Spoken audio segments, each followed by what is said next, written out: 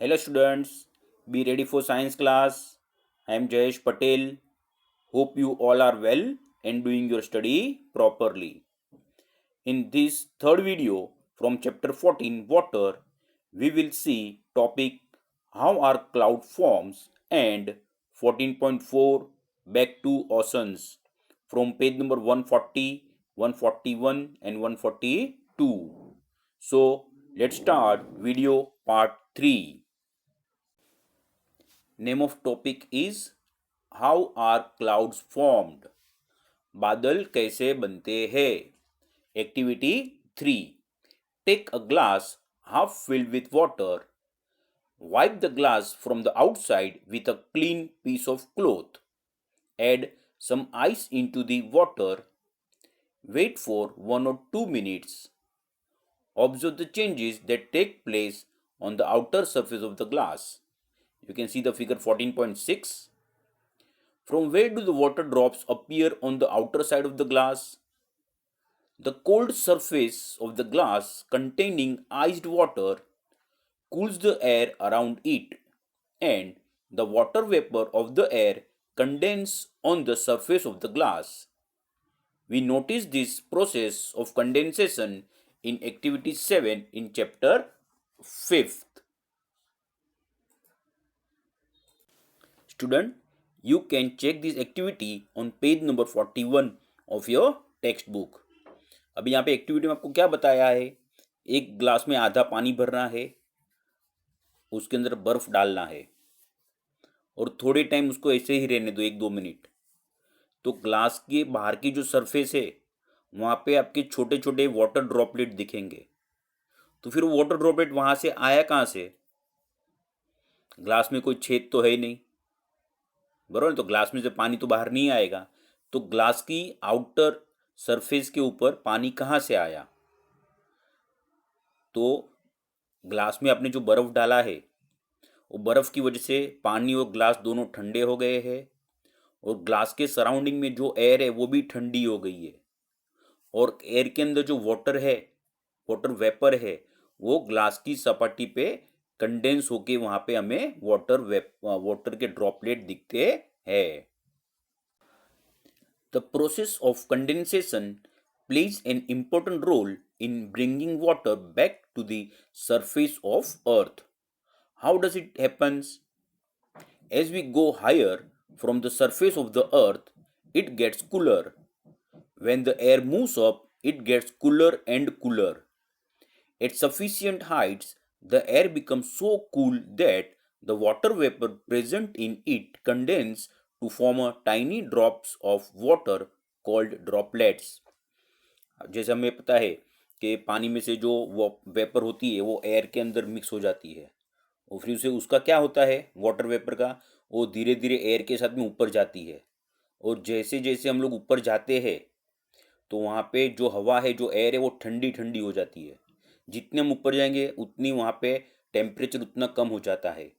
तो जैसे हवा जिसके अंदर वाटर वेपर से जैसे ऊपर जाते हैं वो, तो हवा ठंडी होने की वजह से वो पानी, जो पानी की वेपर्स थी वहाँ पे वो कंडेंस होने लगती है. कंडेंस होना मतलब वेपर में से फिर से छोटे छोटे वाटर ड्रॉपलेट वहाँ पे तैयार हो जाते हैं.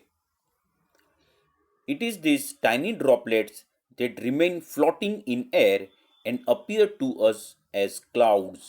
Figure 14.7. ये जो टाइनी ड्रॉपलेट्स है जो हवा के अंदर तैरते रहते हैं वही हमें बादल के स्वरूप में नीचे से दिखते हैं. It so happens that many droplets of water come together to form larger sized drops of water. Some drops of water become so heavy that they begin to fall. These falling water drops are what we call rain. जो छोटे छोटे water ड्रॉप्सलेट्स है वो आपस में इकट्ठा हो जाते हैं और बड़े बड़े वाटर के ड्रॉप्स बन जाते हैं और फिर वो इतने हेवी हो जाते हैं कि वो एयर में से फिर ऊपर से जमीन की ओर नीचे आने लगते हैं, जिसे हम हमें कहते हैं rain. In special conditions it may also fall as hail or snow. Hail का मतलब क्या होता है? It's a type of snow only, but वो पत्थर के जैसे बड़े बड़े और एकदम हेवी रहते हैं. और स्नो तो आपको मालूम है कश्मीर जैसी जगह पे स्नोफॉल होते रहता है। Thus, water in the form of vapor goes into air by evaporation and transpiration, forms clouds, and then comes back to the ground as a rain, hail, or a snow. Topic number 14.4, back to the ocean. What happens to the water that rain and snow bring to different regions of the earth? Yes, student, जो बारिश में जो पानी आता है उसका क्या होता है? Almost all land surfaces are above the level of oceans. Most of the water that falls on the land as rain and snow sooner or later goes back to the oceans. This happens in many ways. जो पानी जमीन पे आता है वो फिर से कोई ना कोई तरीके से ओशंस में फिर से रिटर्न वापस चला जाता है. Snow in the mountains melt into water. This water flows down the mountains in the form of streams and rivers. Some of the water that falls on land as a rain also flows in the form of rivers and streams. Most of the rivers cover long distance on land and ultimately fall into a sea or an ocean. However, water of some rivers flow into lakes. The rainwater also fills up the lakes and ponds. A part of the rainwater gets absorbed by the ground and seems to disappear in the soil. जमीन के अंदर भी पानी नीचे चला जाता है.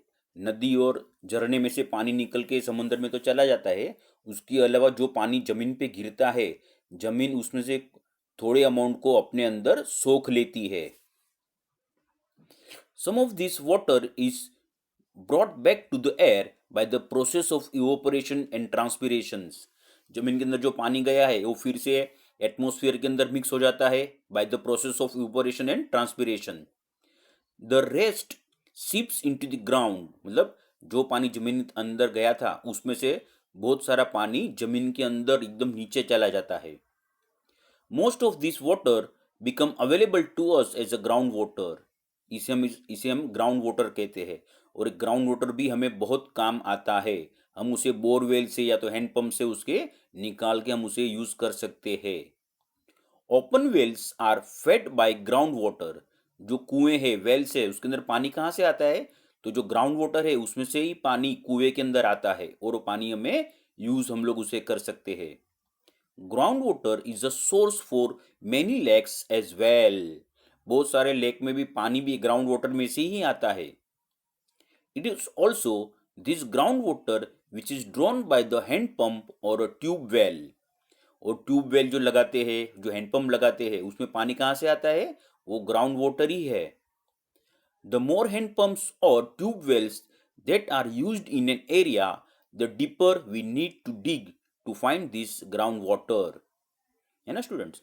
तो कोई कोई जगह पे बहुत सारे ग्राउंड मतलब ये हैंडपम्प्स है और ट्यूबवेल्स लगा के रखे हैं तो उसमें ग्राउंड वाटर बहुत जल्दी ख़त्म हो जाता है और वो पानी को ऊपर लाने के लिए हमें बहुत सारा मतलब ऊंडाई मतलब डीप में जाना पड़ता है तभी जाके हमें ग्राउंड वाटर का पानी मिल सकता है.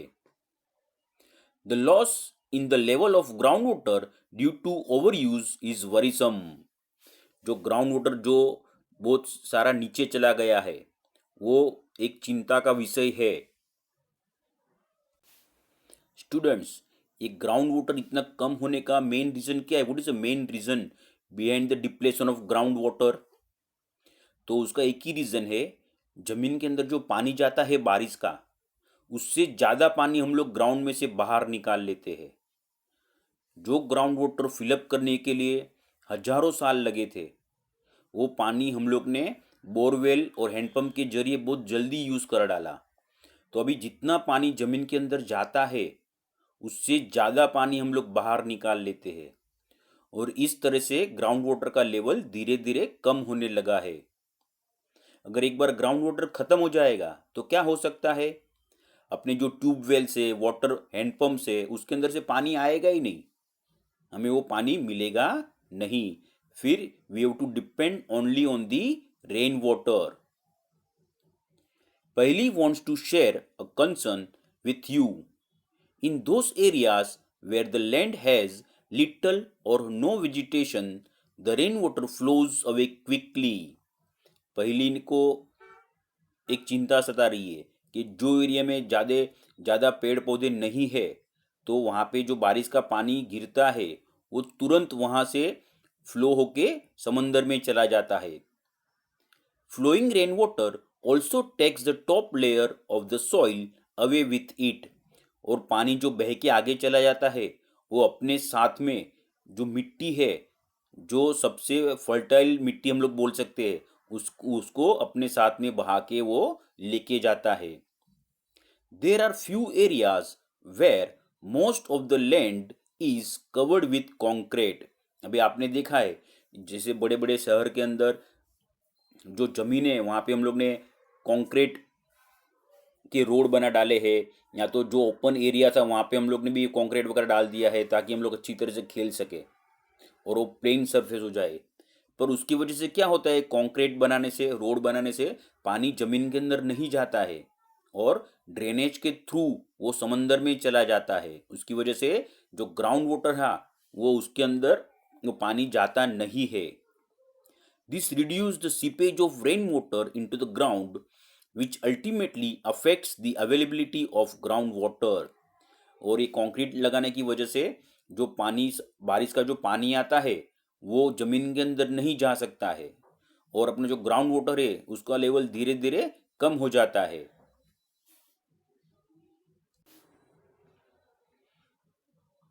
We now know that water brought back to the surface of the earth by rain, hail or a snow goes back to the ocean.